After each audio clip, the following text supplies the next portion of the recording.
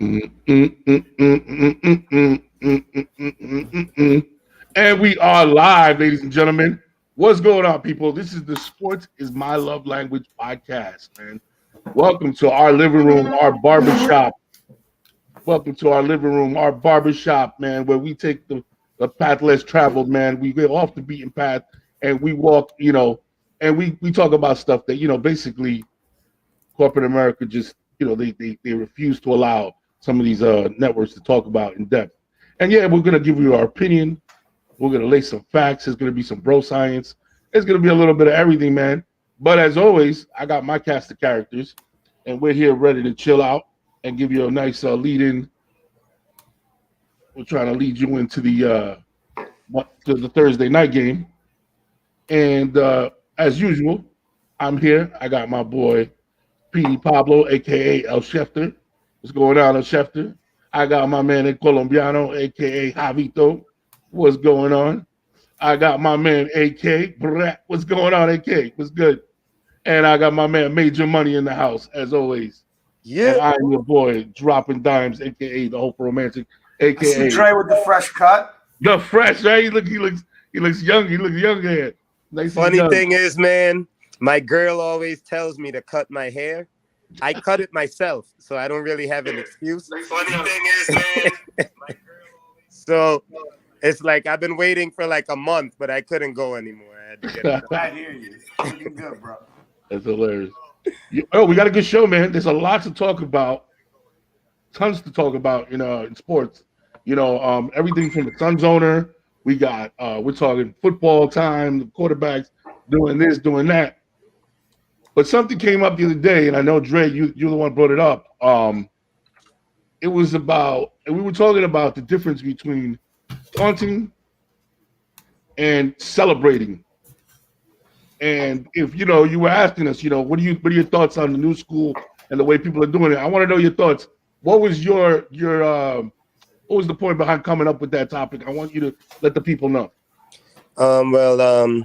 Javi's team, the one that he wears that scarf of all the damn time, Atletico Madrid in Spain, and in La Liga, their captain Koke is being a little sensitive as far as they're hosting they call it a derby. It's Atletico Madrid versus Real Madrid. It's not the Clásico, but it's still a serious game. But it's because it's the two teams from Madrid going against each other. So it's like the Giants against the Jets, kind of. Got it. Okay, cross down. They so the captain of Atletico says if this Brazilian who's really great from Real Madrid, Vinicius Jr., scores a goal and celebrates, he'll find trouble from the crowd wherever he celebrates. Kind of like calling the crowd out to do something to this guy if he scores and decides to celebrate with his team. So he's kind of trying to tell him no dancing, and that led me to think that was going a little too far. And speaking to Pablo the other day, I completely agree with him. The taunting shit, I'm not down with that shit, bro. But natural celebrations, once they're not in a really kind of like, and if it doesn't make the other team feel like you're trying to show them up, then you should be able to do it. I feel like you definitely should be able to celebrate naturally. You hit a home run, you hit a winning shot in a basketball game, you knock somebody out in boxing or UFC, you win 100-meter dash, you get a hole-in-one in golf or a birdie or some shit. I feel like it's natural to celebrate because a lot of work goes into being that good at something so that you can celebrate. So let me ask you your opinion. We talked about the difference between showboating and celebrating. Right. Is there anything, do you feel like he's crossing that line between showboating and what he call, and what for you, what's the definition? Like where does it turn ugly? Like when you're talking about if you ever heard about Ronaldinho, this kid is not the same skill level or whatever, but he plays with the same joy. Oh yeah. Okay, I remember. He's like a kid on the field. He dances, he celebrates. It's not offensive to me, and I don't think it should be offensive to the other team at all. Because when they score, like Javi said the other night, they had a guy, Antoine Griezmann. He dances when he scores. So it's a double standard. Your guy's allowed to dance on other teams, but nobody can come to your stadium and dance if they score a goal on you. This English commentator said it the best. He said, if you don't want them to dance, don't let them score. I like that. You know what I'm saying? Yeah. Javi, so what do you know? What would you define as the difference between where do you see the line when it comes to showboating and celebrating? Or do you have one, or do you kind of look at it all the same way? Where do you find that? Where's the fine line? Or is there an example of that you would say of showboating and then give me like a different example of what you would call, just celebrating? Like, is there a difference to you? Yeah. So I think we spoke about it that night with Terrell Owens, right? So, when he scores the touchdown and he ran to the star in Dallas, I mean, I loved it, obviously, because I hate the Cowboys. I loved it too.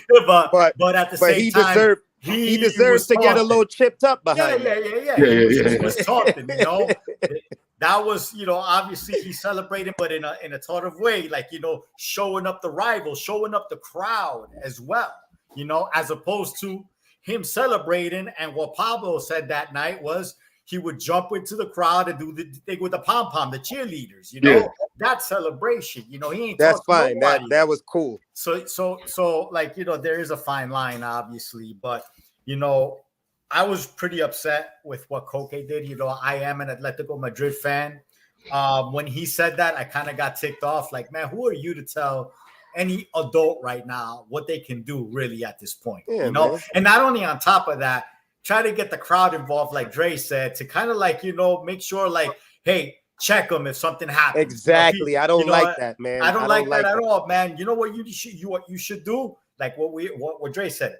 Don't let him score. Don't let him score, man. Don't let him score. But because he started that, we knew that if Real Madrid was going to score, it didn't matter who was going to score. They were going to dance. They're going to dance now, They're going to dance. And that's what they did. And honestly, my team deserved that. They deserved it big time. And I was glad that they danced. I have a couple of friends that are Real Madrid fans. And I was like, if you guys score, I hope you guys dance. You know what I'm saying? Because that's not cool what he says. Enough with this little, like, it's a rivalry. I get it. But enough of this, man. You know what I'm saying? You're kind of stepping on that line of violence. You know what I'm saying? Because when the crowd gets involved, especially in soccer, there's been deaths. Spain. You know what I'm saying? Yeah, there's been a lot of racial, Spain has been known for racist tactics. Yeah, and that derby is a serious game. It's a lot of bets going on. Madrid against Madrid. That's not cool, man. So like, like when I like what Steph Curry, you know what I'm saying, put him to bed, you know what I'm saying? Like, yeah, I like that. But that's taunting as well, but in a way he's not looking at them. He's not directing it at the other team. He's just doing it on the court. Like, game's over. You know what I'm saying? Night. So you guys are hitting. Yeah, you guys are hitting on something right there. That kind of stuff happens in Utah and Boston a lot because of their fans. Boston fans get into it with players, bro. They start calling out where your wife works and where your kids go to school. No, seriously. And I heard that, things that they're not supposed to know and announcing it really loud. So it's like a personal thing. They're saying his wife can't cook. So, man, I'd have put their ass to bed too, Javi. That's fucking hilarious. What do you call it? I have like a weird thought on it, man. It's like I'm against it, right? I'm against showboating, right? But I can't say I'm completely against showboating because when you're the dagger, when you're the dagger and I almost feel like you have to earn the right to do it. Like when Reggie Miller put up the choke to the Knicks, I was sick to my stomach, but I was like, he earned that shit. Yeah, Like, deserved. that wasn't nothing but perfect. That was perfect. When he did that, I was like, you got that off. You know what I'm saying? When you see sometimes, right, if a player gets hit with a pitch or about to get hit with a pitch, and then he hits a home run and he flips the bat, I'm like, they get that. They're allowed to do that. It's like it's this weird fine line with me, right? But then anything that's like overly choreographed, to me, anything overly choreographed, I get turned off by it. I'm like, a little too showy, a little too much, a little too bullshitty. You know what I'm saying? I like the Question, Mike, organic. sorry. I like the organic, like when it's just joy, when it's fun. Like you see the kid dancing, yeah, he's dancing, but it just kind of comes out natural. You know what I'm saying? Even when T.O. grabbed the popcorn or grabbed the pop, that shit was natural. That's why when he went to the star, it felt choreographed. It felt Right. like too much. Like, all right, buddy, Going too come on, far. slow it down. So anything to me that feels choreographed, a little extra, and I don't mean like the Ocho Cinco stuff. I love that shit. That kind of stuff where it was cute. It was about him. It was about the crowd. Cool. Anytime you mix in, anytime you look, it's like choreographed. So here's my combination: choreographed and aiming at the other team. Right. If it's organic and it's aiming at the other team and it's at the right moment, I'm okay with it. And if it's choreographed but it's not aiming at the other team, it's just kind of your own thing in the end zone having fun. Cool, I don't mind that either. You know what I'm saying? But there's certain things, that just kind of like there's this real fine line, this little avenue in between. Hey, Kay, what are your thoughts? I'm from Jersey, and I grew up playing basketball. Like you either bust the ass back, you accept it, or you put your hands up and square 1-on-1. That's it. Like there's no somebody busting your ass, bust your ass back. You know what I'm saying? Like it's not about getting other people to jump somebody. Yep. You know what I'm saying? So I always made sure I rolled with somebody like Pablo that could weightlift 9 million pounds. You know what I'm saying? Exactly. So, somebody had my back, right? But no, I mean, I think you shouldn't try and get the crowd involved. That's a punk move to me. Like if you got a problem with what somebody's doing, you go handle it. But really, if they're busting your ass, get yourself in the gym, get yourself in practice. Like you got to go hard. You know what I'm saying? So I think that's all kind of like, to me, I guess I agree with Dre and Javi the way they put it. Question out of the question from Mike and Pablo. What if it's in direct response to taunting from your opposition? So let's say a DB is talking stuff to a receiver. Oh, you ain't getting nothing tonight and stuff like that. And then he finally breaks through, catches a touchdown. Then the game within the game. I'm with it. I'm cool with it. Okay. So when they line up again, then the receiver, that's where the receiver does the talking shit right back. Be like, right. Oh, I got nothing today, huh? You know what I'm saying? But that's different than when you score the touchdown and you get in the guy's face and you taunt. You know what I'm saying? Right. Like that's why it is a fine line, because there's ways to do it, right? And like we were talking the other night about it, like in baseball for me. Would love to, someone hits that walk-off, and then maybe they're like, yes, as they go around the bases, but then, when they touch home play and they go back to their dugout, you know what, do that Deion Sanders primetime interception dance as you walking back to your dugout. Because that's part of your, as your teammates are waiting for you to high five you, you know what I'm saying? Yeah. As opposed to looking at the pitcher when you hit that home run. Because now you're taunting the pitcher, right? Right. So now you're risking, getting beamed across the head next time you come up. So like, there's always ways to do it. I'm good with the celebrating. I mean, but some of them, like to Mike's point, are choreographed. Even today in the NFL, like every time there's a first down, like that's to me is choreographed. That's not even natural. That's almost like standard now. Like you got to go up and, do the first down, signal. Yeah, I'm ready for somebody to go and take the sticks from the sideline guy and move the sticks themselves. Like we got to do something different now. Yeah, so that pointing forward is old now. It's well, especially if you're losing. If you lose, right? Big, if you're getting your ass handed to you, you know what I'm saying? It's like, yeah, you got your first down. You should have gotten those earlier in the game. Maybe you might have some more points, right? But like the organic stuff is cool, and you guys have mentioned it because we talked about it. Is T.O. with the pom poms or the cheerleaders and dancing.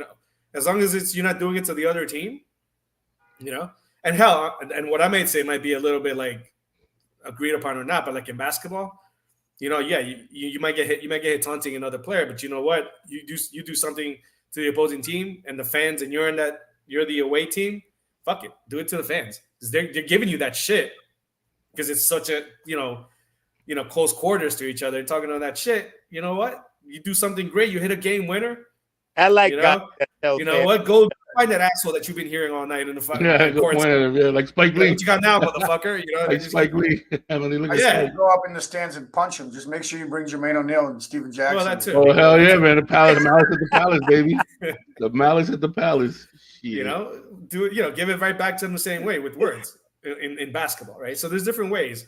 You know, this, and I know that it was the soccer thing that kind of, you know, you brought it up on, but I mean, damn, bro, can you blame them? There's never any goals scored in soccer, so you got to celebrate them. You know, they're few and far between, bro. Like, you know, Pablo, you're watching the wrong game, bro. watching none of it. All right, so we got a bunch of young guns, man. A bunch of young guns came out blazing last week in the NFL. Yes. Quarterbacks left and right putting up numbers, right? And we're just gonna assess a couple of performances, man. There was a couple of different quarterbacks, and I'm gonna start. So, AK, I saw you were at the game, man, and I know you're a skeptic of this dude, and you're probably still very skeptical of him. Skeptic is not the word. Yeah, bro. But holy shit, come on, man. You gotta give this kid a pat on the back. What did you think of Jalen Hurts this weekend? He had the best game of his career. You know, I look. You're not gonna. Wait, before you answer. Okay, I'll give you that. But did it look forced, or did he look comfortable out there, or did he look like he was having the best game of his life? But to me, he looked comfortable. If you understand what I'm trying to say. He still wasn't reading through progressions. He still throws to his. Look, this is not the week to bash Jalen Hurts, so I'm not going to do that. Yeah. He's a fine quarterback. He doesn't have some of the skills that innately I feel like you need to be a franchise quarterback. I've also seen guys who are not franchise quarterbacks win Super Bowl. So, you know, it's like I think I mentioned this before. One of my buddies did an analysis. It's crazy of the last 20 Super Bowl champions. And every single one of them, except I think maybe one, had a top 5 defense the prior year or a top 5 quarterback the prior year. Right. You know what I mean? Like it's that important. Do I think, like, I actually last week, midweek, I analyzed all of the plays where Jalen Hurts made positive plays. And on most of those runs, he had a wide open receiver 15, 20 yards down 15, 20 yards down the field. Wide open, right? But that's also a different element. It's just that it usually doesn't continue. I've seen Robert Griffin do this. I've seen people do, like even Wilson, Jackson, you know, you kind of have to somewhat turn into a pocket passer. I'm not complaining right now. I'm happy with Jalen Hurts. He played better. He's playing with a system we need to play in. Do I think he'll be a top 5 quarterback? No, I don't. Do I hope I'm wrong? Yes, I do. Can he be a top 10 to 15 quarterback? Absolutely he can. Absolutely he can get better. What you can't get better at is he can't really throw the deep ball extremely well because he doesn't have a lot of arm strength. Okay, cool. Neither did Drew Brees. He's still got plus plays of 20, 30 yards. So is there a formula for him to be super successful? Yes. I have no interest on hating on a guy who I think works as hard, in my opinion, from what I understand, works as hard as he does, you know, cares about the people around him. Like, I want that guy to be the most successful human being ever. You know, like, I have nothing but love for him. My football analysis is he's got certain things like reading progressions, strength of the arm that are troubling. But hey, I mean, we're 2-0. We may be 2-4 in 6 weeks. We may be 6-0. I don't know where we're going to be. But I think that he played a hell of a game, and he's going to have some of those games. Hopefully he doesn't have as many duds. When you're playing a defense that's coming after you, you also remember he's got the best offensive line in football. A.J. Brown is an absolute monster. So right now, Sirianni and our OC are calling good games. So Yes. I'm happy. I'm not going to diss Jalen Hurts. That's not what I want to do. I'm rooting for that guy. I hope that I'm wrong in his ceiling, but my only point is I don't think his ceiling is the same as Lamar Jackson, as a Justin Herbert, as, you know, some of those other young guys, even a Kyler Murray. I don't think he has the same ceiling. That's all. But if the team is better than those other teams, we can beat those guys. Certainly. Anybody else want to talk on Hurts? Yeah, I mean, Anybody and that's kind of like, you know, we give you crap about it, right? But I mean, I've said that Jalen Hurts can be better than what he's shown, because I think part of it is the team didn't have the right scheme around him. And guess what? Now you got a number 1 wide receiver. You know, you add all those little things, and now I think they're going to use him to what he can do. And you're right about the 2 things he doesn't do well is the arm strength and the reading the progression. Not going to do anything about the arm strength. It is what it is, right? It's the strongest it's going to be now because it's only going to get weaker as you get older. But the reading of the progression can change as you get comfortable with the offense and you understand how it goes. So I think that is what, as being a Giants fan, it's fucking shitty, but that is what it can be consistently. You know, are you going to destroy the opposing team? No, but I'm saying offensively, that's what it can look like when you got a number one receiver, when you got two good backs in Sanders and Gainwell, right? And then you can mix in Boston Scott that they like to do, right? And then, like I said, now you've got, I think, what should be a competent number 2 in Devontae Smith. They threw to him more this past game. They didn't. I don't know what happened in the first one. But, you know, now you've got 2 receivers you need to worry about. And you've got a high-quality tight end in Dallas Goedert. So it's all there. And obviously the improvements on the defensive side too. So I think that's what he can be. You know what I'm saying? And so it's a fine, speaking of fine line theme, it's a fine line between wanting a top 5 quarterback and wanting your team to win and your quarterback to be efficient. You know what I'm saying? You got to use what you got. So, you know, he's not going to be Herbert because he's not the height of Herbert, right? And he's not the height of, you know, a tall quarterback. You know, Murray, he's maybe more comparable to Murray a little bit, right? Because they're both smaller. But Murray, the thing about Murray's a super athlete. But that's what I was going to say, but he's more athletic. Yeah, he's just a super athlete. And he can throw the ball far. Yeah, he's got a stronger arm. but I think that's what they can be, sadly, for the next 10 years. You know, if they keep kind of investing him in that type of system and just play to his strengths. Yeah. What do you guys think of Kyler Murray? What do you guys think of Kyler Murray after this week? Fourth quarter. I think Kyler Murray. I right? think somebody said that Kyler Murray is the Allen Iverson of quarterbacks. Now I had to take that in. I was like, is that a compliment? Is that a compliment or is that a diss? And they were actually trying to diss him because they were like, he could do so much, but Kyler Murray's a guy that uses his athleticism, right, and looks amazing doing it to make up for a lot of the mistakes that he makes. So his athleticism and all that running around is actually not, it's improvised, but it's making up for mistakes that he already makes. Like he's a quarterback that doesn't read progressions. He's a quarterback that has a hard time reading defenses. So he used that improvisation, right, to really stand out. But they're like, he's a guy that because they, you know, the brain part of the subject is a little bit in doubt with him, that when that athleticism diminishes a little bit, he's really going to suffer. Do you think that's a fair comparison? AI, like calling him the AI of quarterbacks, like is that fair? That he's undersized and he looks good and he could probably take them pretty far, but he'll never win a championship?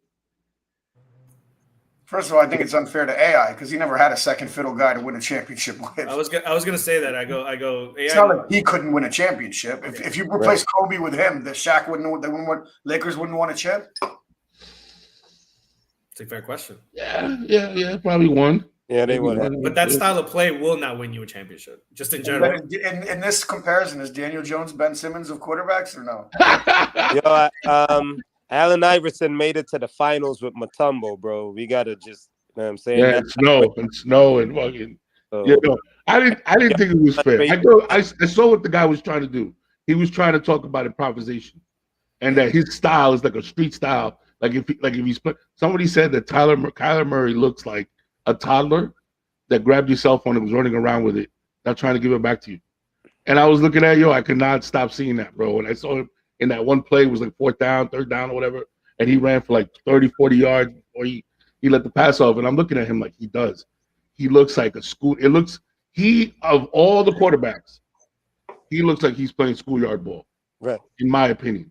Now I don't know in football, but in soccer, improvisation is good and necessary. For me, I feel like if an intangible can beat a tangible in a moment, then use your talent. Like I used my speed a lot in soccer. Mm-hmm. I had great ball control. But sometimes when I realized the guy that was guarding me wasn't fast, ball control went out the window. My first touch was far ahead, so I could use my speed and somebody watching me for the first time would look and be like, "Oh, this guy doesn't have control of the ball." But I'm doing that on purpose. Mm. So I don't know how it is in football because I never played, but I know The in thing about soccer. it is he's a quarterback, so there's set plays, right? Now, there's set plays, and essentially when the play breaks down, he's supposed to improvise. The problem is he's improvising because the But set play is not he's not following, he's not even really acknowledging the set play. That's so what they're he's not saying. going through the progressions. He's not waiting for No, things to develop before he freaking like jumps off the horse. just jumps out the window, which So is he's different than Lamar. See, right, Lamar has designed runs. right, He's in position to run. That's how they set him up. With Kyler, it's like Kyler has the arm. So they set him up to pass, and they want him to pass, and right. that's what the Cliff Kingsbury system. That's all about, the deep ball and passing and precision. And he just does not seem to feel comfortable in that scheme, man. He just doesn't. I don't know. I'm not a huge Kyler Murray guy, to be honest. I think with him, it's a little bit of both. It's those things about him, and I don't know what Kingsbury is doing, because they brought him in as the coach because of the scheme he ran that's supposed to benefit him. Right. So where is the problem? Is he not running the scheme? Or does he think he can't run it because Kyler can't handle it as he thought he would have? Or does Kyler not trust his offensive line because he feels like he's going to get killed? It could be a little bit of everything, man. Who knows? Maybe. Failing early. Remember when Eli had that? Eli had that sped up clock for like 3 years. Mm. He wasn't like waiting. He wasn't waiting for because he was feeling it sometimes before it even got there. You see him ghost like Donald. Right. No, so let's talk about two quarterbacks that had monster games. And it's so funny because a lot of times we'll play them against each other, and this guy and that guy, it's like we have to pick either or, but whatever. But in this case, I felt bad for both of them, bro. I felt bad for Justin Herbert, and I felt bad for Lamar Jackson. Now, Herbert, he threw the pick six. It was a great play by the DB, but he did throw the pick six. On the other hand, Lamar, you can't get much of a better game, bro. You can't really. All you're asking your defense to do is make a stop. Please, just make a stop, bro. And they couldn't even do that shit. Shit was horrible. I don't know, man. They went out and got Jason Pierre-Paul because they're like, fuck this, bro. We got to be able to stop somebody, at least with a pass rush. I mean, what are your thoughts on that, man? What were your thoughts on the freaking some of these quarterbacks? Are we gonna go specifically with Lamar and Justin? Nah, any quarterbacks you want. You can talk about your boy Daniel Jones, baby, 2-0. Hey man. But man, I'm not a big fan. I know he's got the game. Let me ask you this: what have you seen that he's done right? Before we shit on him, what have you seen that he's done right? Made good handoffs to Saquon. Yeah. Knows how to hit the 5-yard route pretty well. Because anything that goes to that second, third read, it's not. I don't know, man. I'm just not I know we're 2-0, and I'm happy about that, but I'm not a Daniel Jones fan At all. I saw it in both games. They had to dumb down the offense in the second half for him. Quicker reads, Obviously, a lot of people will blame the line. I thought the line was pretty well. They What's the one offensive lineman ranked? He was according to Pro Football Focus. He ranked in the top 5. What's the name of your right tackle? Andrew Thomas. He's probably ranked, I think, like the best tackle in the NFL right now. Yeah, but you can't be that if you're a right tackle. No, because we have the rookie on the left side. I'm just saying you can't be the best tackle if you're a right tackle. Yeah. Right tackle's never, unless your quarterback is a lefty, but that's different. Yeah, that never happens. What do you call it? Even if your quarterback's a lefty, the other team's best defensive end is probably on the other side. Yep. Pablo, what did you see that he did right? What did you like about what you saw with Daniel Jones? He kind of followed the adjustments that were made in the second half, because Dable's done a good job, especially in the last game, to adjust in the second half for what wasn't working, and the team looked better for it. But he is still not reading progressions properly. I know we're devoid of wide receivers, which is not a secret. If you're a Giants fan, you know that, and we have one receiver who's getting paid $21 million and only played 2 snaps, in the last game, and then all we really have is Shepard out there, right? And then we have a guy coming out of nowhere, Habito's boy, Richie James. So Richie James. So, but that just goes to show, like, okay, where's Slayton, right? Tony and Rondale Robinson are, Robinson's injured, and Tony is somewhat injured. So, so maybe they're not able to use him to the fullest because of maybe what's lingering with him. So we're really devoid of wide receivers. And at the same time, if Daniel Jones is not progressing properly, reading the progressions right, you're not going to have much in the passing game, which is what it's been. Luckily, the defense has been playing well, and that's without Thibodeau, who's going to be, he's going to play on Monday night against Dallas. And Ojolari. And Aaron Robinson, the corner. And the defense, so we're going to get actually held back on the defense. Can I just cut off one way? By the way, Andrew Thomas plays left tackle. Not right. So Neil plays right? Are you sure about that? I'm positive about that. Okay. I take that back. All right, there you go. He is the best tackle in the NFL. No way. Trent Richardson. He is. He's a left tackle, bro. No, but he's still not the best tackle in the NFL. That's right now. He's rated the best tackle in the NFL. After 2 games, he's got the highest rating. Yeah. That's all I'm saying, bro. I'm just going off of what I'm reading and stuff. But listen, man, the Giants' defense has been playing great. Patrick Mahomes and that boy up in Buffalo, best quarterbacks in the NFL. I'm still rooting against Aaron Rodgers. Kirk Cousins is exactly what Dak Prescott is. A bunch of guys that just good stats. That's it, but they're not going to be the big game guys. How about Jimmy Garoppolo just picking up and just saying, you know what? I am the better quarterback for San Francisco. Props to freaking Jimmy G, man.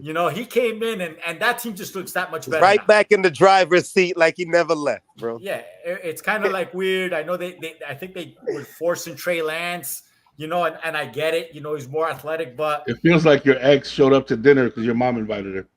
Right. Yeah. And she's sitting there at the table and nobody knows what. And then all of a sudden you get into a fight with your girl leaves and you're stuck there with your ex and you're just looking at her like, well, I'm glad you're here. Fuck it. But I like justice in sports. Justice in sports was that crowd, was him being able to hear that crowd. Yes, it's true. I like that shit, bro. That shit does something for me.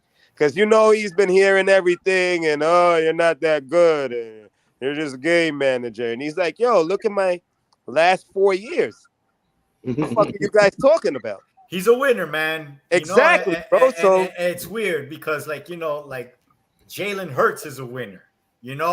So it's one of those things that you see, like I could understand where AK is like, there's, I don't want to knock him, but there's still something missing, it's like, right? I get it, man. I get it. I do. And that's the whole thing with Jimmy G. It's like, yeah, you know what the limitations he doesn't, are. but he doesn't. When it's that game, that real big game that we need him to do something, he's not going to do it. That's the whole thing. And I think that's what we get. That's what I guess AK is getting out of Jalen Hurts. And that's what I get. I guess, a lot of San Francisco fans, even management thought about Jimmy G. That's why they moved on. They were like, you know what? We see his limitations. He's not a championship quarterback. But what he is, he's a winning quarterback, but he's just not championship caliber quarterback. And I think that's what they're looking for. And, I can't blame him. But at the same time, I'm giving props to Jimmy G just coming in and just pretty much saying, I am the quarterback of the 49ers. That's what it looked like. Yep. They said that the locker room was with him. Think about it. You got a bunch of veterans in that locker room that made it to a Super Bowl. I don't know why they wouldn't want to rock with Jimmy G. I would like, you got us there last year. Right. You know what? You were a play short, but here's the thing about that, right? It's very easy to point at that one play. And yeah, when you break it down, that play was major, where he threw the ball short, overthrew. I forget what it was. A wide open receiver. On the Super Bowl? There was a couple of different points in the Super Bowl. But there was a couple of different points in that game that they could have either won the game or that they lost the game. And I think it's really sad that they just threw it all. They just threw Jimmy under the bus. That's what I felt like. I'm like, how are you going to throw? There's a couple of different points in this game. How about you not let him throw touchdowns? Right. How about you not do that? You know what I'm saying? How about you make a defensive stop? Your Super Bowl quarterback overcomes that. He doesn't do that. Yeah, and that's what I'm saying. There's a difference between Right. a winning quarterback and a championship caliber quarterback. You know, because with Tom Brady, you know, he could have. You knew he was going to score. You know he's going to score. Yeah, and that's the whole thing. You just kind of understand it. It's only a matter of time before it starts clicking for the guy. You know, you see that it factor with a couple of guys like a Josh Allen. You see that with a Patrick Mahomes. You know, Aaron Rodgers. You know, as much as we talk about him, but you know he got the ball at the end of the game. You're like, no. 12 is going to score. No, going to score. Only against the Cowboys, but that's about it. Yeah, right. I got two quarterbacks. And I'll start with a question. Why does Minnesota act like Mississippi the way they love their cousins, yo? Yo, that was good, bro. That was good shit. Good shit, bro. AK, you getting close. I'm about to sign you, yo. This dude, yo, he's like, he's gonna end the season with 4,000 yards. He's probably gonna end the season with 30 TDs, 15 to Jefferson. You know what I mean? Like, but he's not it, and you're extending him. You know what I'm saying? Like, you don't have a young team per se. You have your guys are mostly veterans. You're not a super young team. Yeah, I don't. This is like, I just want to hopefully stay reasonably competitive, but I don't want to win. I saw something the other day. Pablo might even be able to correct this stat, but he's like 10-43 against teams that ended the season with a regular season with a winning record. Wow, that's insane. That's terrible. And there's another quarterback that I think is in the exact same boat. And I'll ask another question: who needs a car in Vegas? You're walking everywhere. You don't need a car in Vegas. Walking, bro. Henry Ruggs told us you don't need he taught us you don't need a car in Vegas. I think. Listen, here's now that car got him Devontae Adams, who's a Ferrari. But still, that's what I was about to say. I was about to use your analogy, right? What is this guy going to do there? Like that team should be 2-0. He thinks he's the type of guy that used that Ferrari to go grocery shopping. You don't realize that he targeted him something like 14 times, right? And Devontae had crazy stats and all that stuff. But here's the thing: they're not strategic when they're using him as a lifeline. They're targeting Devontae as a lifeline. Yo, and then it didn't help that Cooper wasn't it not Cooper Renfro? That Renfro freaking fumbled twice. You know what I'm saying? Right. But my thing is that they're not using when it comes to Adams, the play calling is more so like out of desperation to go to him. It's kind of like what Kyler Murray was doing early on with Hopkins, kind of forcing him the ball. Same thing with Carr. They're forcing him the ball. And the guy's going to make the plays. He's going to make the catches. But if you don't set up other parts of your offense, the run game, if you don't stop anybody on defense, you're not going to win. You're not going to win that way. Right. I don't care what Ferrari you got in the parking lot. It's just not. It's not going to work out that way for you. No, you know what I mean? I wouldn't be surprised if Rodgers ends up there in a year or two. Right. Why did Devontae leave? Apparently, Devontae left because he couldn't promise Devontae he'd be there in a year or two. Mm-hmm. I understand that. What's that? It wasn't about the money with Devontae. They were going to give him the same amount of money. He said in the thing with I am athlete or whatever he said, right? Yeah. Like, he told me he can't guarantee I'm going to be here. So how can I stay? Right. You only stay in Green Bay because of the quarterback. You don't otherwise want to live in Green Bay. No, but who the hell wants to stay there, right? Yeah, so I wouldn't be surprised if Rodgers ends up over there. But no, I mean, I think like Cousins and Carr, and I actually think Carr might be a little bit better than Cousins. But those are the guys who are going to get you on borderline playoffs. Maybe one year you make playoffs. Maybe the next year you don't make playoffs. You know what I mean? But you're always going to get between 7 and 9 wins on a good year. Maybe you'll even get 10.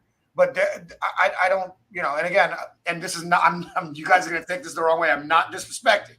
But I don't think those guys are like an Eli Manning where all of a sudden they're going to turn it on, or even like a Joe Flacco did 1 year and Eli did 2. Yeah, I'm not sure. And I guess they could if Flacco did it, if Eli did it. But what about Flacco turning back to finding the youth? Right. With the Jets. That's like, let me tell you something. That's an anomaly, bro. Nick Chubb should have never scored that touchdown. That clock would have ran out. Yeah, I don't even know why the Jets are. Why would you not play Mike White over Joe Flacco? I got. I don't know, dude. I don't know. I really don't know because there's nothing to lose at this point. Yeah. There's nothing to lose at this point.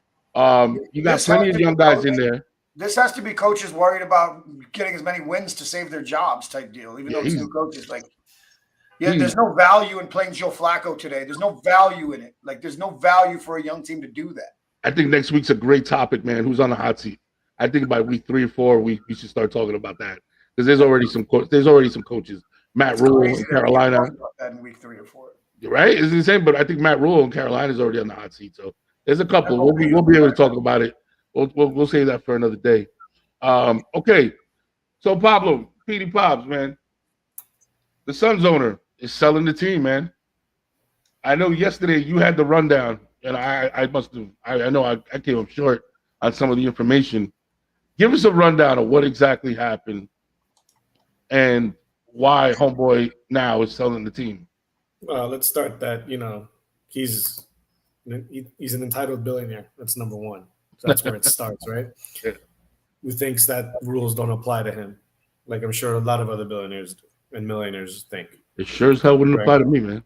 So, I mean, and basically what's been happening there is that there's been just a bad culture, company culture, things like that, where the owner has allowed, it isn't just the things that he was accused of saying, more than once. This isn't like a one-time thing, like it was, with Donald Sterling, where he got caught saying on air, but I'm sure that wasn't the first time.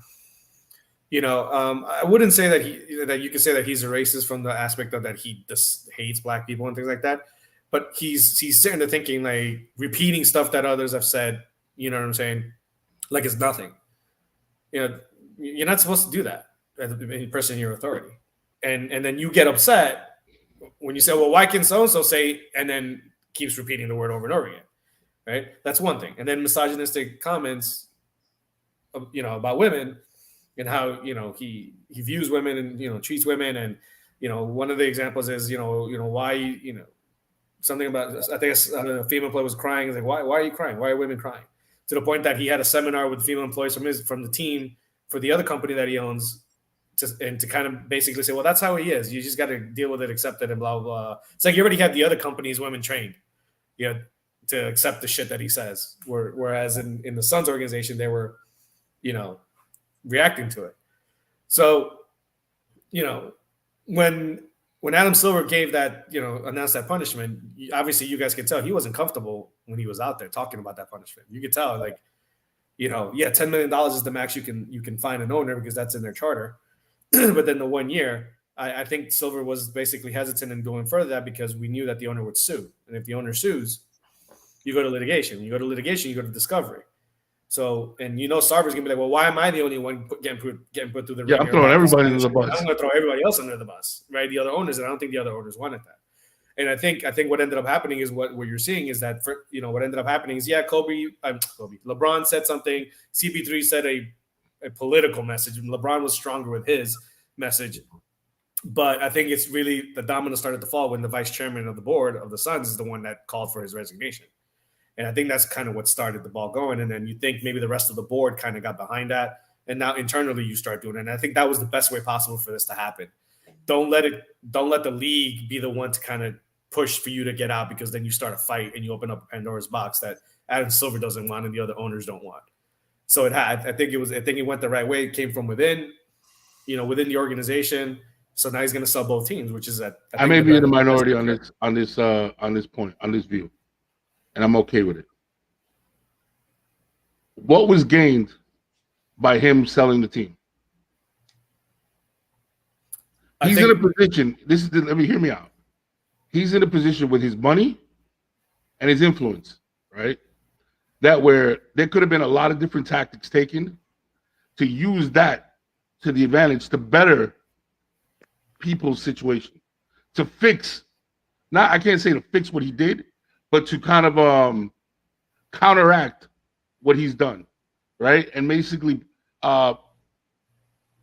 maybe martyr him and put him out there as somebody who now has to give back and has to really work in front of the people to kind of really gain his name back. But he doesn't have that type of personality. That's been the thing about him. Right, and I guess that's the issue.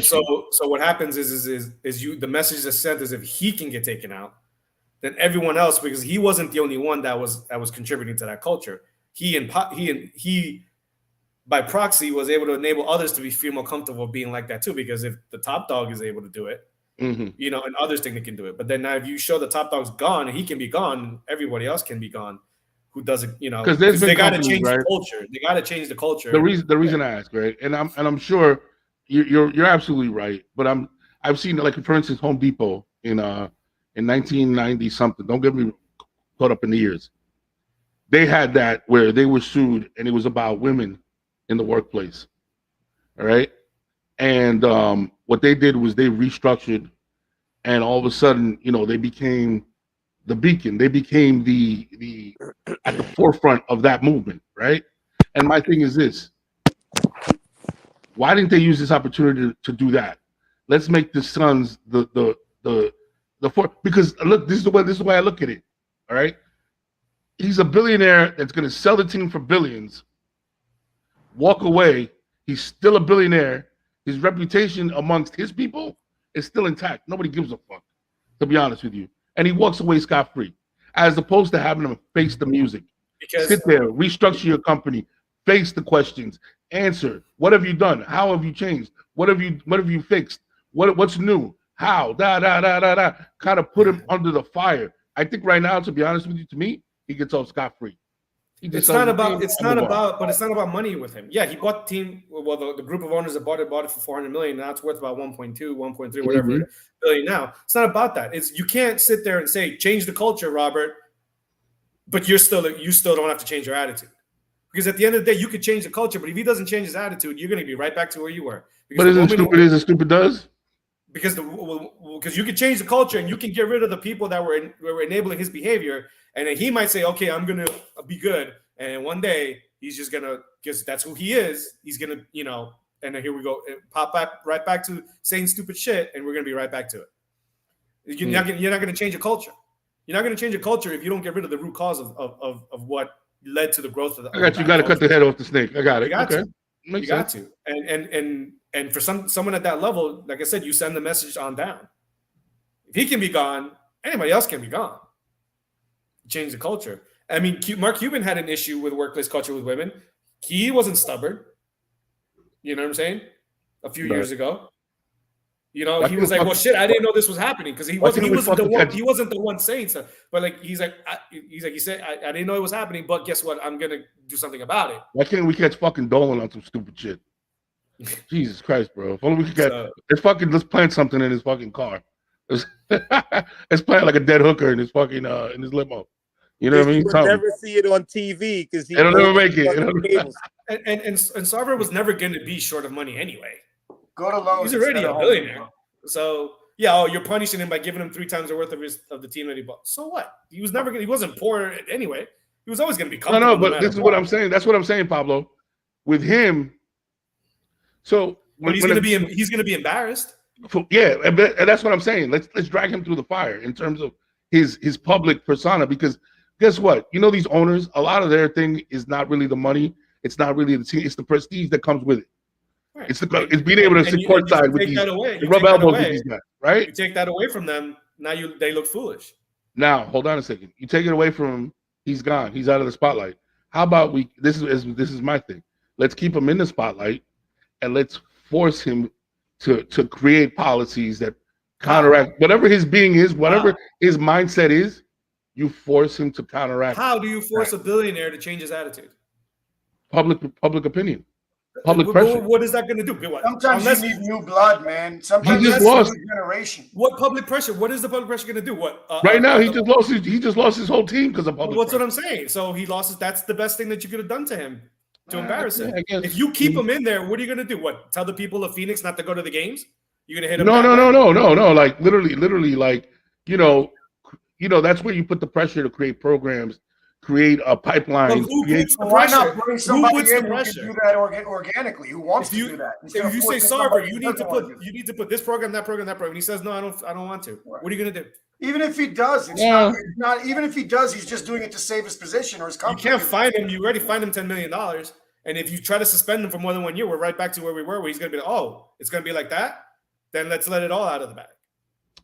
My thing is this. If you keep him in, you keep that lamp, that heat lamp of public opinion over Mike, his there head. is no heat lamp. There There isn't. is though. Tell me There how does is. it work? I need you to explain to me if you keep public pressure. No, What no, is the we got public pressure? because now he has he's at the risk of losing sponsorships. He's at the risk of losing all these different So You you want don't him to think pretend to be that's somebody what was he's not. happening behind the scenes? No, If I do, but that's what I'm saying. Like you got rid of him, right? I don't know. I just You think found that should they have kept Donald Sterling for the same reason? Like No, you Donald want him to Sterling- be somebody that he's not, no. and to pretend to be somebody that he's not. Like so that would make no get somebody in who wants to do those programs, who actually cares about that. Nah, good luck with that, man. I just don't. I don't know. So now there's the. We'll see. I don't know. We'll see. I don't. I would like to see how it changes the Once culture. this But podcast blows up, you buy the Suns. yeah, right. Shit. Let me tell you something, man. you don't want to buy the Mike. Knicks to get Dolan out.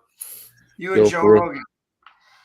Hell yeah, me and Joe Rogan. All right, guys. Moving on. I think we're gonna. I got a question, man, and it came up now that Shannon Sharp was talking about him, and he's been getting dragged through the mud. Was Bret Farve overrated? As a No, QB, do you guys think Bret Farve was overrated? No. Javito, what are your thoughts? He was protected. Overrated. Okay. I would have to say yes. Reason being, he had a lot of interceptions, right? I understand the whole gunslinger thing is, to me, that's where you lose me. I don't care if you're a gunslinger. Are you a winning quarterback that's going to get your team to the next phase without you making that mistake? And usually it's Bret Favre's mistakes that would limit them to get further. In the 90s, when they won that Super Bowl, you kind of felt like, all right, this guy is capable of winning another 2 or 3. Never won another one after that. And he had good teams. He had very good teams. And, so like overrated in the aspect of like, putting him in the top 5, I wouldn't. I don't know if I would even put him in the top 20 at this point, to tell you the truth. Not that I'm gonna go down the list, but if I really had to do it, I know quarterbacks that haven't won Super Bowls that I think are better than Bret Favre. Arm strength is only 1/4 of arm talent. Of course, and that's what I'm saying. Like Dan Marino was a better quarterback in my opinion.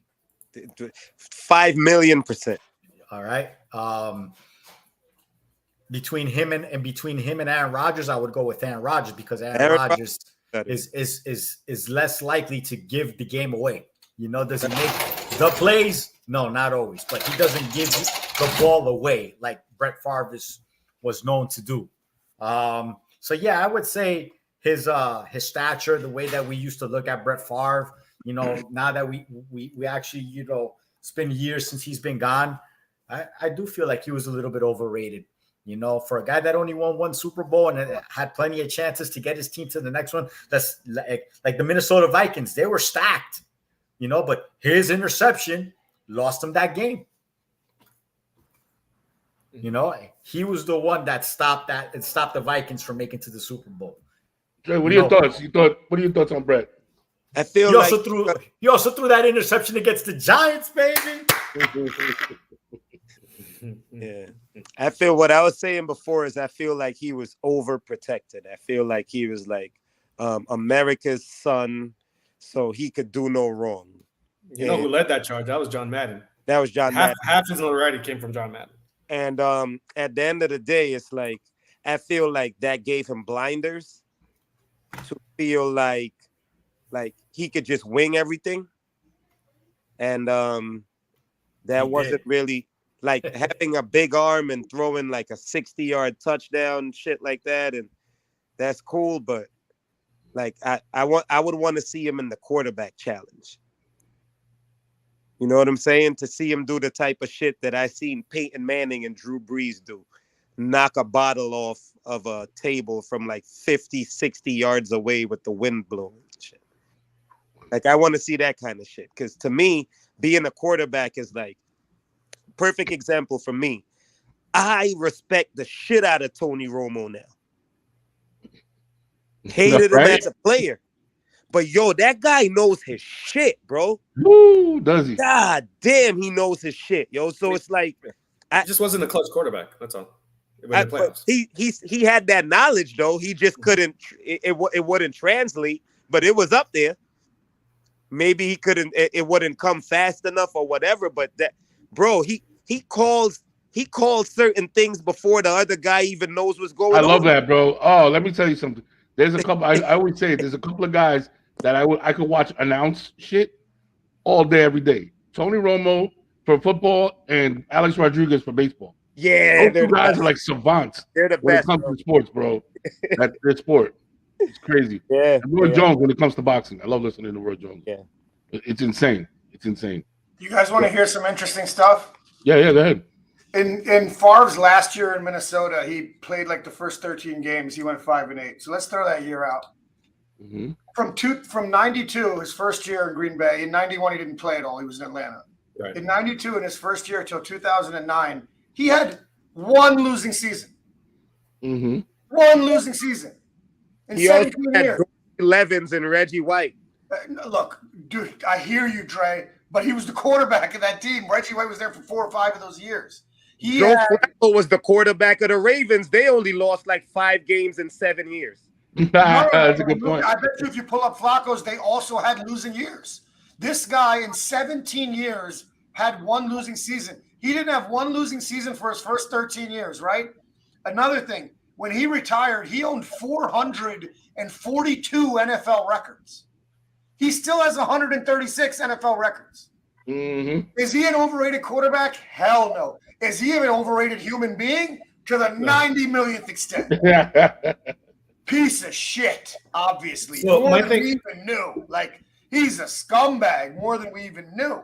Yeah. But Yeah. overrated quarterback, guys? I mean, I'm talking. not So playing. my view on him overrated is the level of reverence that he's given, the level of portrayal that he's been made. 442 records when he fucking retired. Yeah, and one of them is these most interceptions ever, and that so and that one In may that never era, get beat. they all threw interceptions. I watched an old game where I was watching Montana, and I was surprised at how many interceptions. So I'm not going to hold against them the longevity in terms of the career passing yards and all that, because if I'm going to sit there and make a case for Eli to be a Hall of Famer, part of it is his longevity. So I'm not going to hold that against them, So yeah, you can say he's a stat compiler, but if you play as many years as you play, of course, by default, you compile numbers, right? Because that's what it is. But yeah, first in interceptions, career passer rating of 86, which ranks him. I was taking notes on this. That ranks him like 42nd in total in history, 42nd overall. Let's see. He only averaged 7.1 yards per pass attempt. Wait, is that gunslinging? Where did that fall in that era, though? Like, where did he fall in that era? Like, was that a top 5? Was that a bottom 5? Was that in the middle? I'd have to go back and look, but I have to look at his totality. I can't just assess him when in individual eras. But you Because do. if the reverence is about his totality, then you can't sit there and then pick and choose when he had good moments and just bad moments. Because my thing of overrated is his entire portrayal from his career wise. You're right about the personal shit. How many people won 3 straight NFL MVPs? That shit's Because fake. they talk about him like he's God, bro. It's That's not my John thing. Madden voting for that only. Like, that's But he was half of it. He was the biggest sprint for Favre than I think I've ever seen. Andrew Wiggins making the All-Star game last year was a stretch. Why did he make it? Because they fucking said it 17 times every night. Steph said it. Steve Kerr said it. And eventually they was just like, let's fucking put this guy on the team. 3 straight MVPs, Dre? I'm going to say this, yo. I'm going to say You this. can't just will that into existence by saying I think he's appropriately rated. How about that? I think he lands, in my opinion, below Montana, below Brady, below Manning, below Elway, right above, I would say, a guy like Starbuck, a guy like Bradshaw, right above a guy like that's fair. I would say even a guy like let me think, maybe on par with a Steve Young. You know what I'm saying? Like in that mold, like I think he's appropriately rated. I just run his ass off, bro. Yeah, I know. I love Steve Young. Don't get me wrong, I love Steve Young, but I just think he's It's just like He's you right hear, in there. you would always hear these things, and it's almost like some people are like a picking and choose, like a lot of people do with athletes. You know, they say, all the comebacks. Okay, so he's got 28 career fourth quarter comebacks. Vinny Testaverde has 29. Right. So it's like, you know what I'm saying? It's that kind of thing. So I want to look at the totality of his numbers, and I look at where he ranks overall in a lot of these stats. You know, so he's 23rd in pass yards per game, 38th pass percentage. Career completion is 62%. We always look at that area 61, 60% is not that great. Yeah, but low That's 65. For that era, it was. But again, is it a conversation of eras? Are we going to say, well, he was the greatest in his era? That's fine. I won't argue that. But I'm not talking about within his era. I'm not saying he's overrated within his era. I'm talking about how he's viewed overall as a quarterback. You know. Well, let's do this. Let's do this, right? I'll say it like this. I think Steve Young in that era was a better quarterback than Bret Favre. They were basically the same John era. Elway was by far as well. And John Elway right there as well. And Dan Marino was by far as well. Jim Kelly. I'll take Jim Kelly, bro. Wasn't Montana still playing? And that's in his era. The shit that came out recently makes me sick to my stomach. But no, it's not that, man. That got me just thinking about when thinking about him. Then I started thinking about his career, and I'm like, bro, this guy's a shitty guy, man. And you know he's revered in his career. Like they've been great, protecting him was his he really whole that life. great? Yeah. All the text messages, bro, they've been protecting this guy his whole time. Don't forget the dick. Could you imagine in today's media environment if that were to happen? Fucking Adam Levine was flirting, and he's getting dragged through the mud for flirting. Exactly. Holy shit. Yeah, I think he was doing more than flirting. But yeah, they didn't talk about Jordan's gambling every day on the basketball. That's the thing, bro. Like, yeah. I mean, at that time, first of all, Lawrence Taylor was on cocaine. I think he'd be treated completely different if he was black or brown. I say that 100%. Like, let me be clear on that. But also, when you're the top of your game, they do protect you. When you're the number one quarterback or basketball player or football player or baseball player, I mean, that's just the way the game goes. Yeah, but nobody's arguing that he was being protected. I'm just saying his overall view as one of the best of all time. He's one of the best of all time. No, I don't see it. I don't think he's one of to me, I'll go. You know, to me, it's top 10. To me, top 10 is when you start saying best of all time. He's not in my top 10. So that's error crossing though, because at the end of the day, a lot of people did shit that just didn't make it to the masses. Yeah. I'm not even talking about any of that. I'm just talking about his how many people won 3 straight NFL MVPs? Now, I'm not saying he didn't deserve. I'm not saying he was 3-time first-time All-Pro, 3-time second-team All-Pro. That's 6 years where he was rated one of the top 2 quarterbacks in the league by the people who are watching and playing the sport. By everybody who loves John Madden and by John Madden 5 times a game. But let's just move on. This is not gonna go. When I know Drake songs because they fucking play it 100 times, not because I like Drake. Okay. Yeah, Bret Farve more cool Mo D than Drake, I think. Aaron Judge, let's see if he's gonna hit number 61 tonight. No one cares. We'll see. Get out of here, bro. All right, ladies and gentlemen, I want to thank you for joining us, coming into our barbershop. Gotta do it Thursday night picks, man. Gotta do it Thursday night picks. Yeah, real fast, bro. My bad. Okay, I'm going first, man. I want to go. I'm going. My lock for the day is Claypool with a touchdown. Right? Claypool's gonna have a touchdown. I got him under 37 yards receiving today. Oh, I got him for definitely with a touchdown though. And I'm gonna go 19-17.